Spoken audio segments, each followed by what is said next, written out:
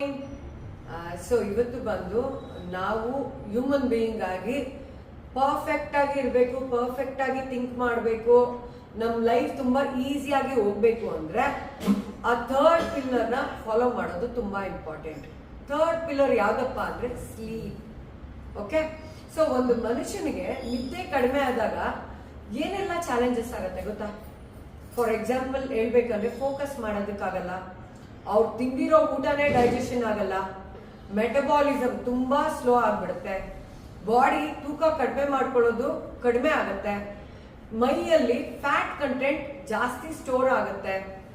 ಇದೆಲ್ಲ ಆಗ್ತಾ ಇದ್ದಂಗೆ ಥಿಂಕಿಂಗ್, ಮನುಷ್ಯ ಥಿಂಕ್ ಮಾಡೋದು ಕಡಿಮೆ ಆಗತ್ತೆ, ಅವನ ಮೆಮರಿ ಕಡಿಮೆ ಆಗತ್ತೆ, ಆ ಪ್ರೊಡಕ್ಟಿವ್ ಕೆಲಸ ತುಂಬಾ ಕಡಿಮೆ ಆಗತ್ತೆ. ಇದೆಲ್ಲ ಆಗ್ತಾ ಆಗ್ತಾ ನೆಗೆಟಿವ್ ಹಾರ್ಮೋನ್ ಕಾರ್ಟಿಸೋಲ್ ಅನ್ನೋದು ಜಾಸ್ತಿ ಪ್ರೊಡ್ಯೂಸ್ ಆಗುತ್ತೆ. ಹ್ಯಾಪಿ ಹಾರ್ಮೋನ್ಸ್ ನಮ್ಗೆ ಫಾರ್ ಎಕ್ಸಾಂಪಲ್ ಹೇಳ್ಬೇಕಂದ್ರೆ ಡೋಪಮೈನ್ ಮತ್ತೆ ಸೆರೋಟೋನಿನ್ ಇದೆಲ್ಲ ತುಂಬಾ ಕಡಿಮೆ ರಿಲೀಸ್ ಆಗುತ್ತೆ. ಸೊ ಎಲ್ಲಿ ನಾವು ಕರೆಕ್ಷನ್ ಮಾಡ್ಕೋಬೇಕು? ಒಂದು ಬ್ಯಾಲೆನ್ಸ್ ನ್ಯೂಟ್ರಿಷನ್ ಜೊತೆಗೆ ಒಂದು ಪ್ರಾಪರ್ ಸ್ಲೀಪ್ 6 to 8 hours ಮಾಡೋದು ಇಂಪಾರ್ಟೆಂಟ್. ಇದು ಹೇಗೆ ಗೊತ್ತಾಗ್ಬೇಕಾ?